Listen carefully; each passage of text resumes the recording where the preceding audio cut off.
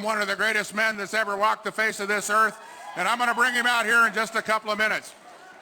Back in 1964, Ronald Reagan gave a speech to support Barry Goldwater, the father of conservatism in the Republican Party. In that speech, he called the speech a time for choosing. I can't think of anything more appropriate today than we have reached another point in American history where we have a time for choosing. We have a chance to either go on to continue down the road where we have the ruling elites control everything inside of our lives, where they try to reach into our schools, they reach into our lunch pails, they reach into our trucks, and they try to take away our liberty.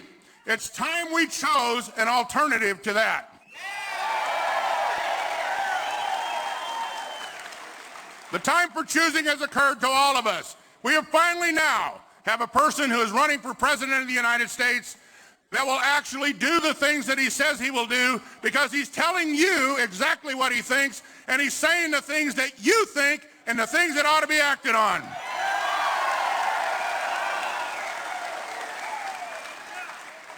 It's a time for choosing. I've made my choice. I've chosen to follow the individual that I think will actually do something for this country that we have not seen in 4 generations. We will restore back to this country the great pride and patriotism and love of country that we have been missing for so long, because again we'll be proud to be Americans, because America and Americans will be first again.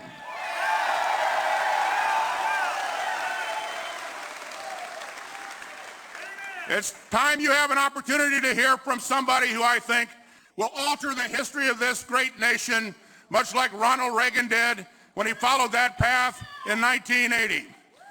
I want to tell you, this person has the courage, has the leadership, and the will to lead us back to make America great again. The next president of the United States, Donald J. Trump.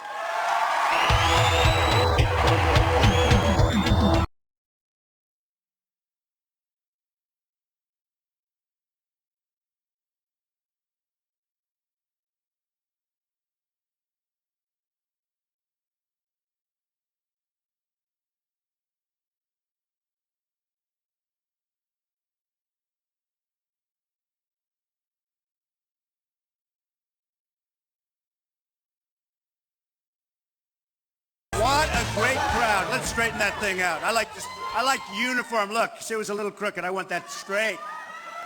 Like we're going to straighten out our country. We're going to straighten out our country, believe me. Wow, this is some crowd. This is a record crowd for this building. I know it's structurally sound. It was built a long time ago. It's good and strong. We need it. Thank you. Thank you, everybody. Thank you. Thank you. So, we had some news today that Biden is not running. And I think he did the smart thing, because, frankly, I don't know that he would have won. He wouldn't have gotten the nomination. I don't think he probably would have. And, frankly, I really want to run against Hillary. I really do.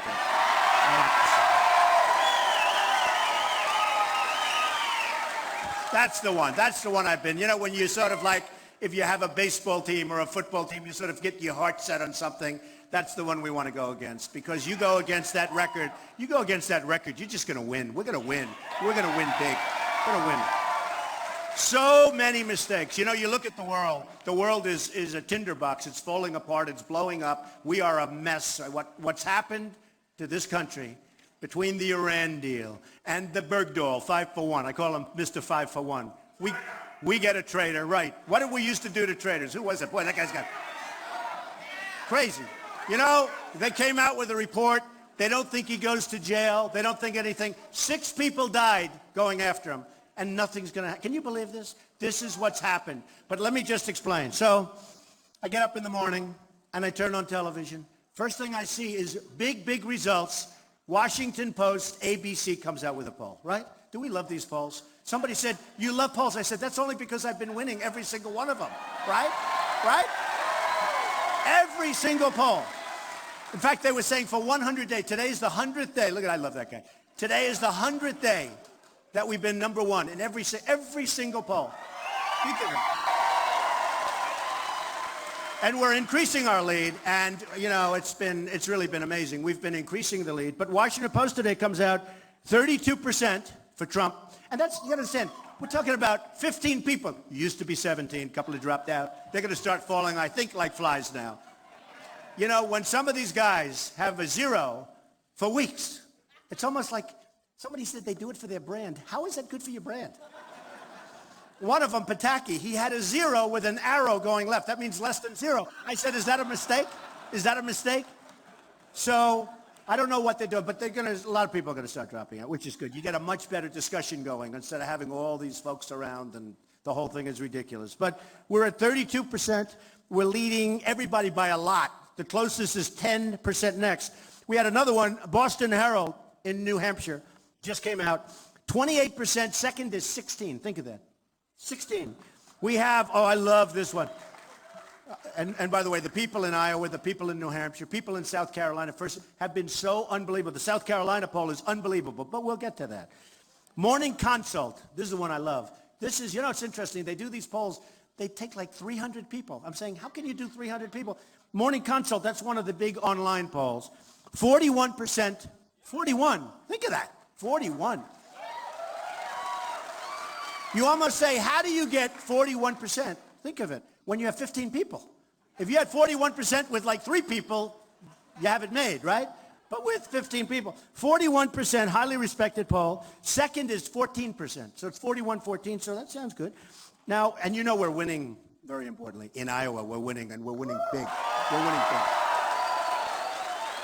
big. Here's one that I love. Ohio, because I like Kasich. I think he's a good guy. In Ohio, we're 27%, and Kasich is at 12.5. Good governor, good guy, everything. I don't like his view on Common Core. I don't like a couple of his views, which is, you know, but he's a good guy, and he is a good guy. 27%, and Kasich, the governor, the sitting governor, is at 12.5. That just came. Another one that is incredible is Connecticut, big state, Quinnipiac poll, 34-14. 34-14 to second. I love this one. By the way, a couple of the beating Hillary nationwide. Do you love that? That I love. That I love. Beating Hillary in numerous states and very substantially. And one just came out 2 days ago, beating Hillary in the state of Florida, which I love. Which I love. Now, the other thing I love, beating the governor of Florida, beating the sitting senator of Florida, who has the highest, well, think of this, has the highest lack of attendance, we'll say lack of attendance in the Senate. I mean, here's a go. You can't talk about working if you don't go to vote and you're a senator, right? Doesn't that make sense? But in Florida, I'm at 29%, and they're, I won't say, but they're really low. They're in the teens and less than the teens. And I tell the story where Rubio actually was a little below, and then he went a little above the governor, and they're in the 12s. And I tell the story all the time. I'm at 29. And the headline said, Rubio surges. I said, oh, what happened to Florida? It's true. I said, what happened to Florida? I was doing so well. And then I read the article. It says, well, Trump is at 29. Rubio surged past the governor. Big deal, okay? Oh, boy. We have one here, 35. And by the way, Pennsylvania beating everybody. OAN, 35%. Great company, great poll. 35-17. I mean, we are just, I love these polls. And I say to people, when they always say, you love to mention the polls, nobody else does. I said, that's because they're losing. They're not stupid people, right? They're losing. Oh, I could talk about these suckers all night long. I love them. I could talk about them all night long. So New Jersey, great. Now Jersey, and I like Christie. He's a good guy, but I'm at 32. He's at 5. Which is a big, Reuters, 33-15. South Carolina, 36. I'm leading by 18 points. 18 points. That's a lot. You know, in golf, they say he's looking for the clubhouse, Johnny. He's just looking for the club. A lot of truth. We understand. The golfers understand that. We just want to get in, get this election going. I wish, you know, like some countries, they can call an election, right? They can call it. I want to call an election. Can we have it like tomorrow? I want to do it now. I want to do it now. South Carolina, 36%. 36. Lindsey Graham, the sitting senator, 3. He had another one where he did better. He was 5, but the 3 has superseded it. And he was nasty. Wasn't he nasty? He's so nasty to me. Why? He was fine. Everything was fine. Then one day they told him, you know, the pollsters, a lot of these politicians, they won't do anything without their pollster. I don't have any pollsters. What do I need posters for? They give me hundreds and hundreds of pages. When CNN, who's back there, when all of these cameras, They spend millions on polls. And then these guys spend hundreds of thousands of dollars on polls. I said, what do you need a pollster? All you have to do is get the polls. The networks pay for them. But they don't make a move, honestly, and I've seen it. The politicians don't make a move without their pollster.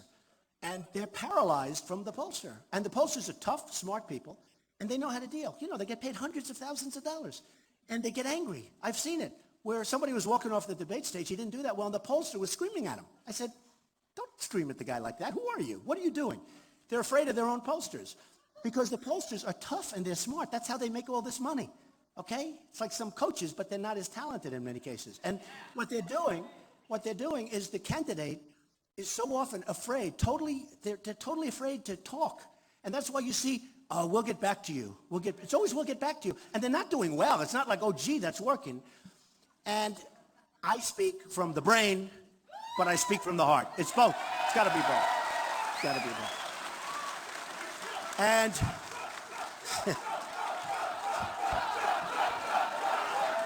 thank you. So nice. But look, we have to get moving. Political correctness, all of that. We've been hearing about that. I mean, it's true. I can't. See now, I love that. If I said that, they're going to be writing horrible stories about me all the time. It's so good that he said it. I love that. Feel free to interject. I love that.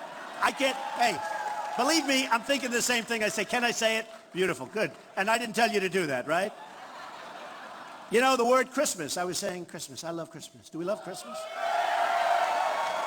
You go to Macy's and you go to these stores. Macy's was very disloyal to me, by the way. You know, there's a little conflict. When I started talking about illegal immigration, they thought it might not be politically correct. And now they don't sell my ties anymore. Big deal. They were very disloyal, very disloyal. And by the way, I know one thing. They wish they didn't do that because they would be selling more ties right now. Okay, not a big deal. But, you know, you got to find out. You have to find out who are your friends, who's loyal, who's not loyal. I love to find things. It's like a testing period. But when I mentioned the words illegal immigration, I was hit so hard by the media. Like Rush Limbaugh said, he's never seen anything like it. It was unbelievable. He used the word incoming. I've told you this. He used the word incoming. And I know what he meant because there has never been anything like it. And then they found out I was right. They found out I was right. And it's a huge subject. I mean, the whole thing with illegal immigration is a huge subject. And I love Mexico, and I love the Mexican people. I have thousands of Hispanics working for me, and they're great, and they do a great job. And I'm winning in polls. Nevada just gave me the poll. Not only am I winning in Nevada, I'm winning with the Hispanics in Nevada easily against everybody. You know what I love? A poll came out the other day that I'm winning 25%. Think of this, as a Republican. As a Republican. It's unheard of. Usually it's 7%, 5%, 4%, 9%. 25%, you know what I'm going to say? African American. They say if you get 25% African American, the election's over. You're going to win the election. No, it's true. It's true.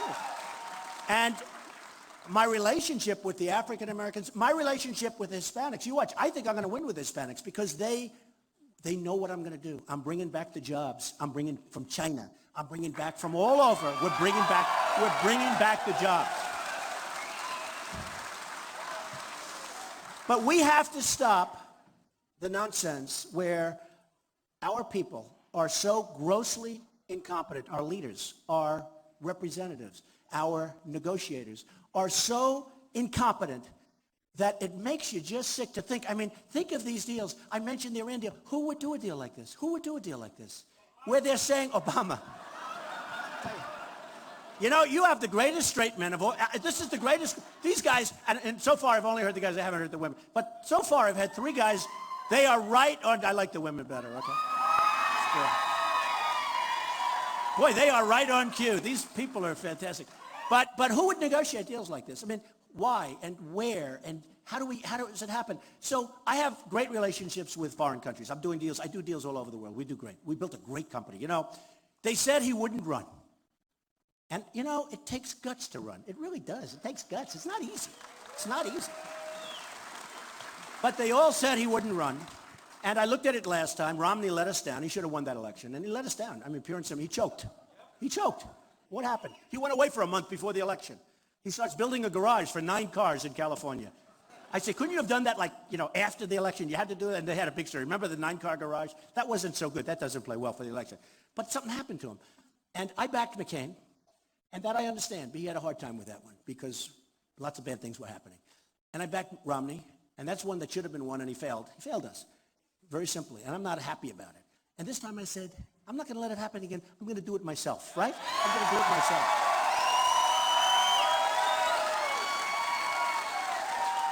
You ever have a problem? I see the people in the audience, workers, hard workers like me. I'm a worker, but hard workers. And a lot of times, you get people and you say, do it. It doesn't get done right. And then finally you say, okay, now I'm just doing it myself. That's what I'm doing here. I'm doing it. I'm going to do it myself. I'm spending my own money. Today, Bush has one of his top people in Berlin, Germany, raising funds. Can you believe that? In Berlin, what are we going to give to Germany for this? Remember this. All of these people that are putting up money, all of them, they're getting a lot for it. I know these people better than I know anybody. The lobbyists, I've hired many of them. Some are great. Some are very talented. They get whatever they want. They give millions and millions of dollars. And they're going to spend hundreds of millions of dollars against me. And frankly, I just hope people understand. When you see these attack ads, they call them attack ads. They try and demean, they lie, they're lies. But by the time you end up telling people it's a lie, the election's over. It's really unfair stuff. But they're going to spend hundreds of millions of dollars because this wasn't supposed to happen. Nobody controls me. I'm controlled by you people. I'm controlled by the people in the country. Nobody controls me. And I mean, you look at Jeb and Rubio and all of them. They all have all this money, and they spend it, and they're going to spend it, a lot of them. I mean, I'm reading these articles. I don't know. So far, everyone's attacked me has gone bing, and maybe that'll keep happening. But I've never had $150 million spent on me saying bad things, okay? I've never had that happen. I will tell you, I'm a good Christian, okay? Remember that. And I told you about Christmas, and I guarantee if I become president, we're going to be saying Merry Christmas at every store. We're not going to be doing every store. The happy holiday, you can leave that over in the corner. Happy holiday, everybody. Enjoy it. But I'm saying Merry Christmas to whoever the hell wants to hear it. And that's not to knock anybody else. Other religions can do what they want. I think it's great. There's room for everyone. There's room for everybody. But for them to take away the word Christmas, and they're going further. You can't have the scenes. You can't have anything anymore. It's again, it becomes, like the gentleman said, it becomes politically correct not to use the word Christmas. That's not going to happen anymore, folks. It's not going to happen anymore. But when I tell people I'm Presbyterian, everyone says, you got to be kidding. Are you really? They like me more. It's always a nice thing to say. Usually I bring up the communion picture and I bring up a whole so I love it. I actually walked on the stage last time with a Bible. People liked me much better. And it was my Bible signed by my mother with my address on it. And what they don't know is those days, everything was so nice. Nobody took anything. Today, you need addresses on things. It's a little different. It's a little different out there. So we're going to do things differently. Here's one that I'm so happy about. Look, who is going to be the next president? Who's expected to win? Look at those charts. How beautiful. No, look at that. 42% say Donald Trump is going to win. Okay? 42%. 42%. Oh, I love it. Because we can do so much. We can do so much. So just to finish, hundreds of millions of dollars is out there. It's a terrible system. We have a terrible, complex system. Nobody even knows what it represents. The laws are so complicated. Nobody has any idea what it's all representing. But tremendous amounts of money are up there, and it's going to be spent. And it's going to be spent unfairly. It's going to be spent, I mean, it already is. It's being spent, and I'm doing something different. Now, the last time I was in Iowa, we had a tremendous crowd like this. And I said to the crowd, do you want me to spend money? Because I feel badly. When people want to give tremendous amounts of money and I'm turning it down. That hasn't been my history. I don't turn down money. My whole thing was I take all of the money. But I said to the crowd, supposing I took everything and they put money in PACs and they put money all over the place, and supposing I took it and I promise I won't do anything. They all stood up and said, don't do it, because they understand it. They understand. When somebody gives $5 million to Hillary or $5 million to Jeb, who is doing very poorly in the polls, I just looked at this poll, 5%? I think I'm going to stop talking about him. I sort of thought he was going to be sort of a favorite. He's not doing so well. Who should I start talking about? I'm going to have to start hitting somebody else. I don't know.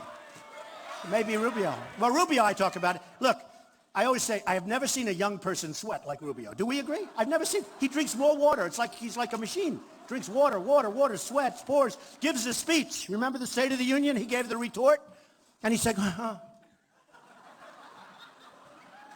And you know, it was bad if he had a glass. But this was a bottle of like Mountain Dew or something. It's on national, and I said to my wife, I said, did that just happen?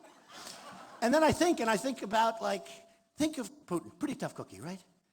Who's the best to deal with Putin? Trump or Hillary? I mean, give me a break. And I say to people, yeah, I mean, can you imagine Jeb or Putin? Oh, would that be easy for Putin?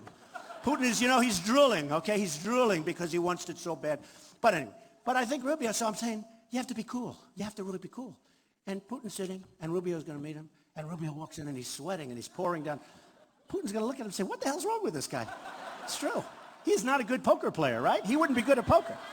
Hey, look, I'm sure he's a nice guy. I really don't know him, but I'm sure he's a very nice person. But we're beyond nice people. And I think I'm a nice person. I think I am. I'm a nice person. A woman said to me at a rally where we had, 9,000 people. It was incredible. It was in New Hampshire. She said, Mr. Trump, I'm voting for you. I love you. You're really the guy. But do you think you're nice enough to be president? And I said, this is an election that's going to be, and first of all, I said, I'm really nice, but there's going to be an election based on competence, not niceness. We have enough. We have enough. We have enough. We need people of extraordinary competence, and we have them in our country. We have them in this room. We have people that are negotiating trade deals with us and for us that are political hacks. They're ambassadors. They're nice people. Some aren't nice people, but they're not talented at what they do. I have the greatest business minds in the world because we have them in this country. I don't want to have I want to have a really smart, I want to have a killer. I don't care. I want to have people. With China, we're going to lose almost $400 billion this year in trade. Think of it. That's our trade imbalance. I said, do me a favor. Find out what's the imbalance. Almost 400 billion. It's been that way for many years. How long can you keep doing this? And you want to trade with China? It's impossible. And you people know it because you deal with it. From Iowa, you deal with it. And you know that. It's very hard. And when it comes to us, they send their stuff in. When it comes to us, we go that way. Taxes, tariffs. They don't like to use the word tax. They call it a tariff. And some of the tariffs are so onerous you can't do business. A friend of mine is a great manufacturer. He can't deal with China because they charge him so much. Now, I don't knock China. I have my tenants from China. I have people buy apartments for $35, $40 million in Manhattan from China. What am I going to dislike them? I like them.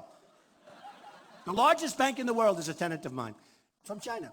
I mean, I respect them. I wish our leaders would be able to do the same thing. I'd be so proud if our leaders could take those deals and make them great deals, even good deals, even break-even deals. What would it be if instead of having an imbalance of $350 billion, we broke even? Do you know what that would mean? Do you know what that would mean for our country? Do you have any idea what that would mean, the kind of numbers we're talking about? Somebody said, you can't do that. It's going to take, I saw proposals from some of the candidates we're running against. They want to balance the budget within the next 25 years. I said, excuse me, 25 years? 25 years? What are you talking about? What are you talking about? We have people that just don't get it. They don't have it. It's like a great athlete. They have great athletes. For some reason, Dan Gable, great wrestler. Right? I watched him for so long. He went, I think it was like 189 and practically nothing. But whatever it is, nobody even knows. He works hard, but a lot of people work hard. But some people have the same thing with business, same thing with negotiation. I want to have the greatest negotiators. I know most of them. I come from an area of great negotiators. It's called Wall Street. I want these tough guys. Seriously, I want to put them to work for us. They don't want any money. They don't want money. I'm getting calls. Now that I'm leading all the time, all these guys are calling the biggest guys, the best. Some good, some not so good. Some want to get involved. Carly, I wouldn't want. What you did to that company, I'm not interested in Carly, to be honest with you. But no, seriously, I have the best negotiators in the world calling. Carl Icahn, great. He's made a fortune. He doesn't want money. He just wants to do it. I say, Carl, handle China. Good, I'll do it. Guess what? Lots of good things are going to happen, folks. Lots of very good things. But we have great people, and we don't use them. I always say, in Japan, we have Carolyn Kennedy. What does she know? And you know the story. Has anyone heard the story about Carolyn Kennedy? Right? From 60 Minutes. I was on 60 Minutes the other night. By the way, my stablemate was Putin, right? And they got the highest ratings they've had in a long time, 60 Minutes. So I'm taking full credit for that. I'm not giving it. None. They had a huge rate. And then I'm doing Saturday Night Live next week. That's going to be good. Better watch. You better watch. It'll be interesting. I did it 11 years ago. The Apprentice hit #1, and they said, would you do Saturday? And here I am doing it again. And this time, so it's been an amazing period of time. But we need our best people. And I tell the story about Carolyn Kennedy. People love the story, but it's true. It was on 60 Minutes. She came in, and they're doing a profile of her because she's the ambassador to Japan. And they come in, and they have the cameras on her, and they say, how did you get the job? Well, I didn't have anything to do. And by the way, a friend of mine said he actually went to the tape, and he said, your imitation is almost exactly right. So I'm, saying it's pretty much right. Well, I came in, you're fired. Fired. I came to the White House, where she's obviously very close with Obama. I came into the White House, I said, I'd love to help out. Is there anything I can do? Very nicely, very meekly, very nice. And my daughter likes her, so she has to be a nice person. Ivanka, we love Ivanka. I could have her do some negotiating for us, believe me. She is tough. But she's good. She's got a great heart. But Carolyn Kennedy comes up and she goes, well, I said, do you have anything for me to do? I have just nothing to do. Do you have anything to do? They said, would you like to be the ambassador to Japan? She goes, really? You mean that? She couldn't believe it. So now she's the ambassador to Japan, and they have her on 60 Minutes where she's being wined and dined by Abe, who's a killer. He's a great leader. He's the best leader Japan's had in a long time. They're doing big devaluations of their currency. They're killing us. And she's a negotiator. I don't want that. I want Carl Icahn. I want Henry Kravis. I want these guys. I want the right people. I don't want that. With Japan, last year, $70 billion. This is in 1 year. How do you lose $70 billion and then say, oh, let's have dinner. They come over. We give them a White House fret. We give them a beautiful White House dinner. With China, they come over the other day, and we have this beautiful tent on the lawn. They put a tent. You know why? They turned down my offer. I offered to build a ballroom. You know that. I offered to build a ballroom. And I called up the Obama administration, spoke to a very nice guy, David Axelrod. I like David Axelrod. No, but it's okay. Got to speak to somebody, right? But I spoke to David Axelrod, and I said, David, you know what? I see you have tents, and it's not even safe. It's cloth. It's not good. I said, if you want, we'll get 5 of the top architects only in the United States. We're not interested in a foreign architect for the White House. Do we agree? Makes sense, right? We'll get some great architects. And we're going to design 5 ballrooms, big ones. It's going to cost me $100 million to do it properly, like I'm doing at the old post office site, which is going to be great. We're going to design 5 ballrooms by 5 different architects, put all your people in charge. I will pay for it 100%, and we'll get just the right. We'll go out to the critics. We'll get one that everybody loves. We'll put them together. We'll do whatever we have to do. It'll be so beautiful. It'll be great. I never heard from them. Nobody ever called them. I was going to give them a $100 million gift. More. I would have spent more, although I can probably do it for much less, to be honest with you. I'm good at that. I'm good. Believe me, I'm good. But I never heard back from David. He never called me back. And I said, I didn't mind. I don't mind saving $100 million or something. But I said, I was just in this mood. I said, it doesn't make sense. You have these big state dinners, and they're in tents. And I guarantee you the guy that owns the tent, because I don't think it's owned by the White House folks, meaning us. The guy that owns the tent is making a fortune.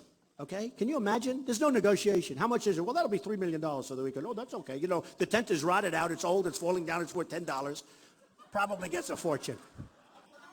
I'll tell you, now, this is a story that they deny, but I don't deny it. So, in the Capitol, the Rotunda, they're doing a big scaffolding job, right? My real estate friends would love this, because to me, now they're denying it, so let's assume they're correct, right? But I think I talked them into it. So I heard they were going to take, I have pretty good authority. I'm building a big, big building on Pennsylvania Avenue, the old post office. And how did I ever get that property? Most sought after property. How did Obama get it to me? Everybody wanted it, including the Pritzker family. That's a good negotiator, right? And I got it for the right price. I didn't overpay. But here's the thing. It's going to be a great hotel. It's going to be fantastic. It's going to be great. But, so the Rotunda, they put this unbelievable scaffolding. It's been up there for about 2 years. They got to fix up they got a point.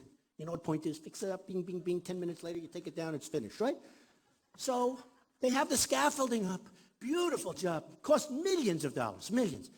But they're worried that they won't make the inauguration because they don't want to have the scaffolding up for the next president, which hopefully is going to be me. Wouldn't that be great? Wouldn't that be great? So I was told, and then after they heard it, there was a panic, and they denied it, and they said, but I was told that they're not going to have the work done, and they want to take the scaffolding down, because, you know, that ceremony is magnificent, and they want to take the scaffolding down for the event, for the ceremony, have the ceremony, and then 2 days later start putting it back up again. So I said, I have two ideas. Number one, if you can't do it, leave it up. I'll be okay with it, okay? Leave it up. Don't take it, please. Please. Don't take it down. It's amazing what these photographers can do. We can erase it for $2, right? They can erase it. Take the scaffolding off. But even if you leave it. But I said, do me a favor, don't touch it, just leave it. But I have a better idea. Have them work faster and get it finished. Wouldn't that be great? You know? Okay? Let them work faster and get it finished. So they deny it, and get it finished. So they deny it. They said, oh, no, it'll be done in time. I guarantee you it wouldn't have been, and I have it from a very good source. It would not have been, but now I'll bet you because of what I've been doing, because I've been using that, and I've been telling people about that, and people find it terrible. I think they'll probably get it done. I can imagine what they're paying in overtime. Wouldn't that be terrible? Okay, let me check out that bill. Oh, these contractors, the money they make. So we're a country with 93 million people out of the labor force. I mean, you know, we've got 93 million people. Many of those people want to work. They can't. And then we hear, yes, the unemployment rate is down to 5.2, 5.3. I'll tell you what, if it was really 5.2 or 5.3, I probably wouldn't be up here tonight. And if I was, there'd be three people in this room instead of thousands. There'd be 3 people. So we have 93. And if you really superimpose, I was always pretty good at this stuff, you could very well have, I mean, you could have a 30% unemployment rate, real rate. I'm talking about a real rate. You know the story, you look for a job, you keep looking. 3 months later, you say, I can't do it anymore, I can't look, I got to take a rest. You go home, you stop looking. You're now considered statistically employed. And the reason that is because it's for politicians. They always want to look good.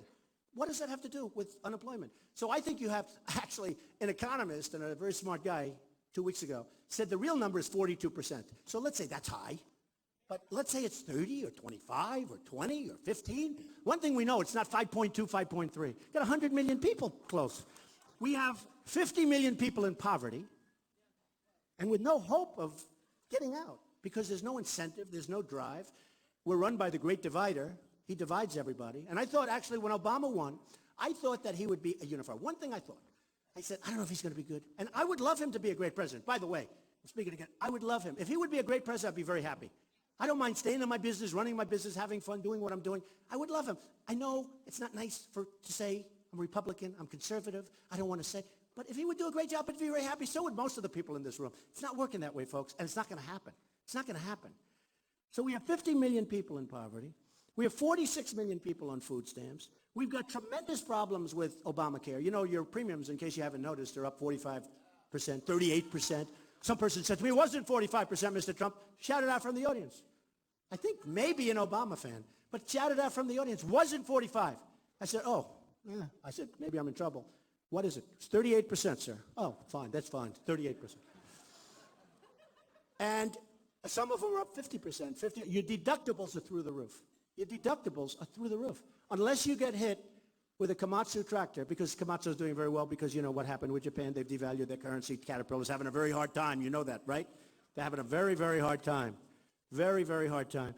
But unless you get hit by a Komatsu tractor coming right out of Japan, the deductible is so high, it's never going to, you have to die.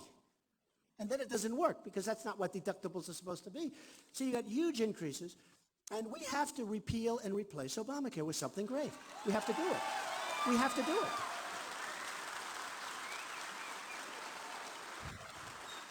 A country isn't a country unless we have a border. Do we agree?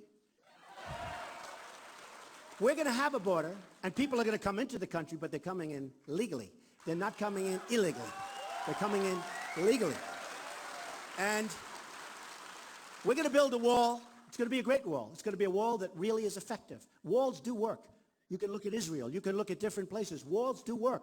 But you can't have walls that are fences this tall. Did you see the picture? Did you see the picture in Time magazine a couple of weeks ago where they're driving drug trucks over a little wall? They built ramps. And the trucks are going over back and forth carrying drugs and things. I mean, what are we? What's going on? What's going on? We have tremendous drug traffic coming into this country. And they just come in unabated. I mean, it's just unbelievable. And we allow it to happen. We're going to have a wall. We're going to have a great wall. And Mexico's going to pay for it. And remember I said that. Just remember I said it. And just so you understand, I love Mexico. I love the Mexican people. I respect the Mexican leaders. But they're much smarter than our leaders. Much smarter. They're getting away with murder. They tell me that. They tell me that. China. I have the richest people in China. They're friends of mine. They tell me everything. Of course, now they're not being so open. Now, I was only kidding a year ago. They didn't know I was running for president. It's true. They didn't know I was running for president.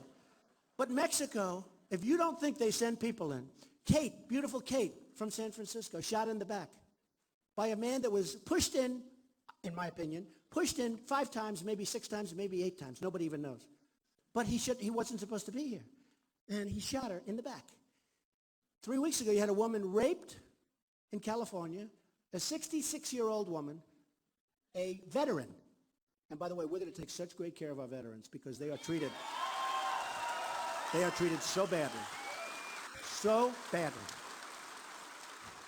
We're going to build our military stronger than ever before, so strong that nobody's messing with us. Nobody. Nobody's messing with us. And we're going to take care of our veterans, who, by the way, are not treated as well as the illegal immigrants. They're treated better. The illegal immigrants are treated better. They're treated better. So we're going to change things, and we're going to change them so fast, and we're going to change them so good. And you're going to have victories. You're going to have so many victories. When was the last time, and I say it, I love saying it because it's so sad, but it gets the point across. We don't have victories anymore. We don't win anymore.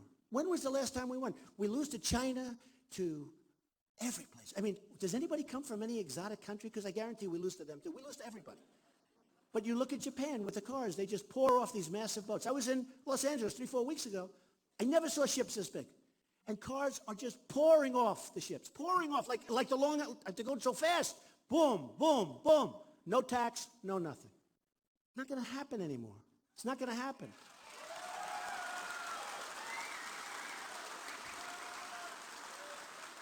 It's unfair. It's unfair. It's incompetent. You don't even know. I mean, some people think there's evil intention because how can anybody be that stupid?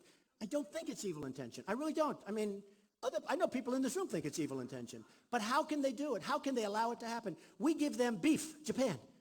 And then they send the beef back, which is not good for the quality of the beef, by the way, back and forth. And you people know it because you do trading and you do it's so hard. They don't want our product. And yet we take their product, no tax, just come on in. I tell the story, and I love the story, and I could use different because there's so many different companies I could use. You know, in Tennessee, a big car factory was going to be built. They decided to go instead, as you probably have heard, to Mexico. Big, big, massive plant. In Nabisco, I have some property, a beautiful property in Chicago. Nabisco is moving its plant out. They make Oreos. They're moving its plant out of Chicago. They're putting it in Mexico. How does that help us? With our trade deals, our brilliant trade deals. We're losing everything. We're losing our jobs. The one I love to talk about is Ford, though. They're building a $2.5 billion factory. $2.5 billion. You know what that is? It's a one-story building. You know what two and a half means? You're going forever. It's massive. They're going to sell cars, trucks, and parts. And they're going to sell them into our country. Now, they're taking and they're going to close places in Michigan and all over the country. And I don't want that. And I said, supposing I was president, I can tell you what I do. But now take Hillary. Let's say she's president. Do you think she's even going to know that it's happening? She's not going to know. And if she thought it were wrong, she's not going to have a clue. Look, nothing but trouble. She's not going to have a clue. But take Hillary. So she says, you know what? That's no good. We're losing all these plants. You know how many plants that is to build $2.5 billion, one big monster plant? That's a lot of jobs. And they're not going to us. So Hillary would say, well, we don't like that. I don't want it. He would be hit by the lobbyists. She would hit immediately. She would be hit by Ford lobbyists. She would hit by Ford special interests and Ford donors and people that own Ford stock. And within 10 minutes, she'd say, oh, it's okay. I'll be hit by people, but they won't even call me because they don't have a chance. It's over. It's over. It's over. It's over. And I would tell the people at Ford, I don't want you to do that. I don't want you to close your plants. I want you to build new plants. You don't have to have the old ones. And I don't care. It can be anywhere, but it's got to be in the United States. And if you're not going to build them, then we're not going to allow cars and trucks and parts to cross the border with zero tax after what we've suffered through. We're not going to allow it. We're not going to allow it. I mean, the way our country's run, if it doesn't happen to be me that wins, you know what's going to happen? They're going to build a plant, and illegals are going to drive those cars right over the border. I'm telling you. It's going to cost them nothing right over the border, and then they'll probably end up stealing the car, and that'll be the end of it. We have got to get smart. We have got to get smart. Now, I would say the following. I would say to the head of Ford, here's the story, and this is what you're going to do. Here's the story. We're not going to let you do this. We want you to build, but if you don't want to, that's okay. We're charging you a 35% tax. Okay, we're charging it. By the way, I'm a free trader. I believe in free trade. I don't want to be isolated. I believe totally in free trade. But I say, this is what we want to do. I want something out of it. We don't get anything out of it. Even, by the way, the Keystone Pipeline, you know what? Stuff comes from Canada, and that's fine. It's all good. And I like the Keystone. I think it's good. We got to get a piece of it. I want a piece of the action if we're going to let them build. Okay? If we're going to let them build, because, you know, it turns out that we have so much natural under our feet with the new technology. It's incredible. So we're competing against ourselves. But we have to have people with deals. So here's what's going to happen. I will be called by people. And I will say, I'm sorry. And I guarantee you that by the end of the day, the head of Ford will call me. Might take an extra day if they want to play tough. And they will say, Mr. President, we really don't think that's fair. We don't want to pay a tax. I said, that's okay. Bye, being okay. No, that's it. And then, by the end of the day, I guarantee you, I get a call, and they will say, Mr. President, we're moving back to the United States. We're going to build that plant in the United States, okay? I guarantee it. And by the way, that one's so easy, I wouldn't even waste the time of my negotiators to be it. That one's too easy, okay? That one, believe me, is so easy. Same with Nabisco. And again, Mexico, great. I just don't want them taking all our business. You look at what happened to New England. I mean, the business that poured out of New England. With all of that happened, the business that poured out is unbelievable. You see factories all over the place. Some are converted to apartments, and they're converted to other things, but the apartments don't bring in the rate. That's for sure. We need jobs. We don't need apartments. We don't need apartments. I have apartments. We need jobs. We need production. We need factories. We need our jobs back. Now, China, they devalue their currency. They're killing us. It's impossible for our companies to compete. 3 weeks ago, they did the biggest devaluation of their currency in 20 years. They say in 2 decades. And that wasn't supposed to happen because they've been devaluing it all along. And they are just absolutely destroying us. A friend of mine bought a plane, okay? He wanted it to be sent to China. He had to pay a massive tax. He ended up losing a shirt. I was happy because he's a rich guy. I don't care. I couldn't care. He had to pay to get the plane into China. He had to pay a fantastically large tax tariff. He had to pay. He couldn't believe it. I won't even say the number because I still can't believe it was a number that was so large it wouldn't make any economic sense. Because they don't want planes that are built here. They don't want other things that are built here. They charge. You can't get your stuff in there tax-free. You can't even get in there. But if you do, you can't. It's unfair. And that's why we're losing almost $400 billion a year. And they look at us and they say, they are the dumbest human beings on earth. It's true. That's not going to happen anymore. Boeing just placed a big order. They're buying 300 Boeings. Beautiful plane. I have one, so I like it, you know. But it's great. 300 planes. But you know what they're doing? They want all their technology. They want them to build factories in China. They want the planes manufactured over there. Boeing's going to start building massive plane assembly plants and factories for the production of aircraft in China. Why? Why? That's not good. In South Carolina, they have Boeing. In Seattle, they have Boeing. I want them to expand here. I don't want them to do that. I don't want them to do that. So I passed a tax bill, and we put it through everybody, and everyone loves it. We're lowering taxes substantially. You know, we're the highest taxed nation in the world. We're bringing corporate taxes and small business taxes down 15. We're bringing them down to 15%. That's right. We're simplifying the tax code. We're going to have 4 tranches. It's going to be so beautiful. It's going to be so dynamic. It's gotten some great reviews. You know, you always have somebody that doesn't like it. We don't like it. But we have to do it. You have corporate inversion. Nobody knows what it is. Companies, big companies, have trillions of dollars, 2.5 trillion, offshore, out of the country. They can't get the money back in. And to show you how paralyzed Washington is, the Democrats and the Republicans want to bring that money back. That's been going on for 4 years. They can't pass it. Everybody agrees. I mean, they want to bring the money back. It's too complicated, and it's too expensive because the tax is so high. I want the money to come back. It's part of what I'm doing. And that money, trillions of dollars. Now, the $2.5 trillion, I think, is a low number. Nobody even knows what the number is. It's massive. But a lot of companies are going to be leaving the United States to go get that money. They are going to now move out of the United States, and these are big, strong, powerful companies with thousands and thousands of jobs. And they're also going to get a bit of tax deal. So they're going to Ireland, and they're going to lots of different places. And it's called corporate inversion. It's going to be the biggest problem unless we have competent leadership. And the amazing thing about this one is everybody agrees. But they can't get it signed. They can't get a deal. And they all agree. And this is what we have. We have total gridlock in Washington. We have people that just don't have it. They shouldn't be doing it. And you know the amazing thing, and you've seen it, people get elected, and they're strong, and they're tough, and they go to Washington, and they're very conservative, and we're going to get rid of Obamacare, and we're going to get rid of this and that, and we're going to bring the money back into... And they go to Washington, and all of a sudden they're in this gorgeous building, maybe even nicer than this one. They're in this gorgeous, beautiful columns, the beautiful ceilings, everything's so beautiful. They look at their wife or they look at their husband and say, oh, this is incredible. We've made it. Look at this. And they become nothing. They get elected. They get elected to make things right. And they get to Washington and they become, he said it, wimps. They become, something happens to them. Something happens to them. So they want to stay there. You know what happens? They get good at getting reelected. That's all they care about. One thing I can tell you, I get to Washington, it's not going to happen to Trump. Not going to happen to Trump.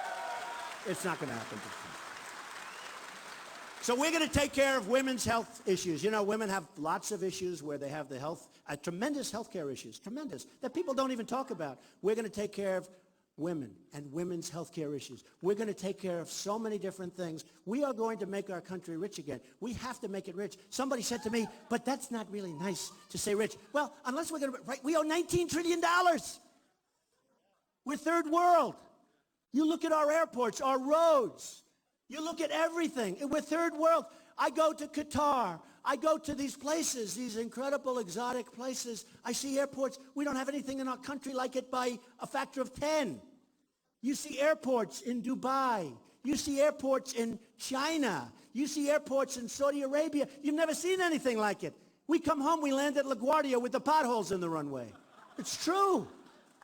They say you can't land, sir. They're fixing the potholes. It's true. It's a disgrace.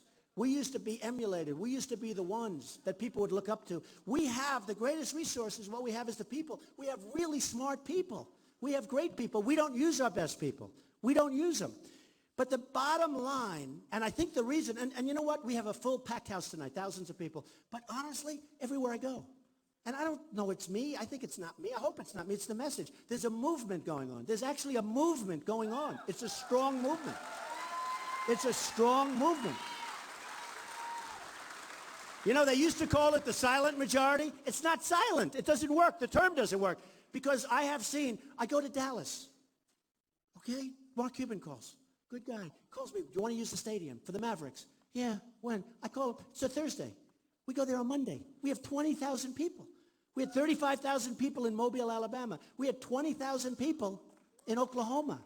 Every place we go to in Iowa, we're packed. You know that. People standing outside trying to get in.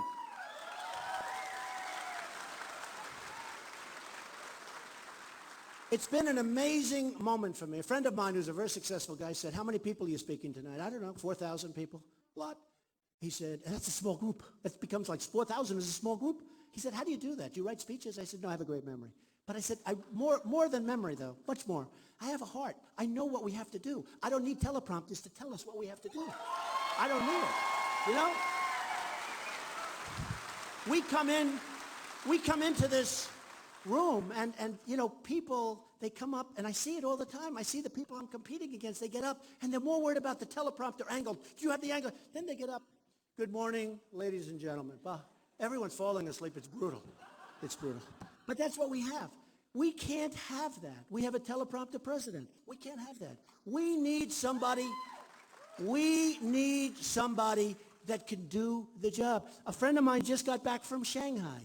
He's in Shanghai.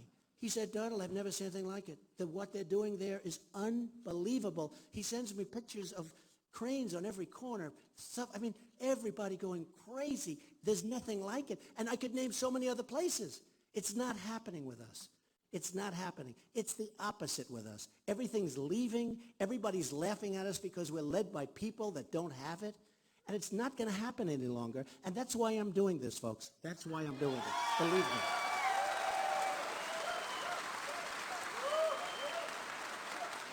And I will tell you, I will be the greatest jobs president that God has ever created. That I can tell you.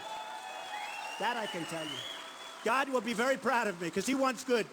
I will be the greatest jobs president that God has ever created. And I mean it so much. It's so easy. You know, in one of the polls, actually a CNN poll, they did all these things. And I was number one in leadership and jobs and this and that. And I said, why? Those are important things. We will do something that's going to be so spectacular. Now, I always say, and the whole theme of what I'm doing is make America great again. Again.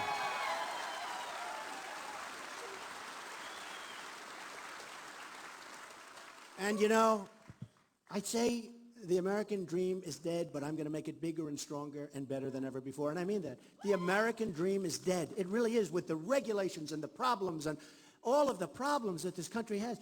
And I'm going to make it bigger and better and stronger than ever before. We're going to be so proud of our country. We are going to have so much victory. You may get angry at me because you're going to say, this is boring winning so much. It's boring. But you know what? That's never going to happen. We're going to win so much. We're going to have so many victories. We're going to win on trade. We're going to win with the military. We're going to have, think of it. I watched the other night a general being interviewed. Sad. He's leaving. He's retiring. What do you think of ISIS? Oh, it's very tough. It's very tough. Very tough. ISIS is very tough. 50,000 people. Very, very tough. I said, boy, that's sad. Even if it was tough, he shouldn't be saying that. Besides that, what's the general doing on television being interviewed? Why is the general being interviewed? I don't want my generals being interviewed. I want my generals kicking ass. I mean, no, seriously, I don't want them being interviewed.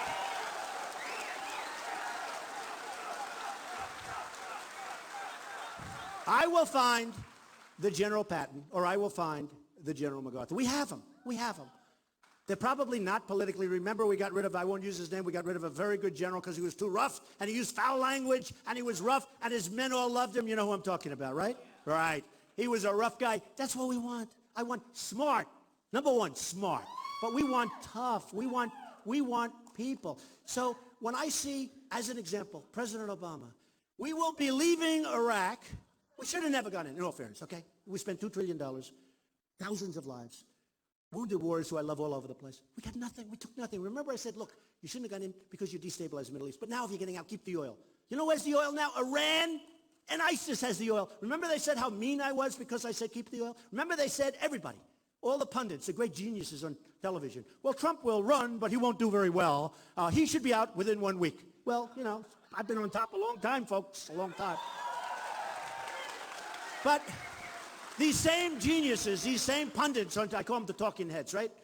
These same pundits on television, they said, well, you know, you can't keep the oil because this is a sovereign country. It's Iraq. Iraq is a sovereign country. It's broken up. Nobody knows what the hell. There is no Iraq. You know what's happening to Iraq? Iran is taking over Iraq because we were so stupid. We ruined it. And what happens now, Iran goes over, takes the oil, takes all the resources, takes everything. We get nothing. Now they go into Syria with Russia. We're sitting here like a bunch of dopes. We're run by people that are totally and grossly incompetent. It's not going to happen anymore. It's not going to happen anymore.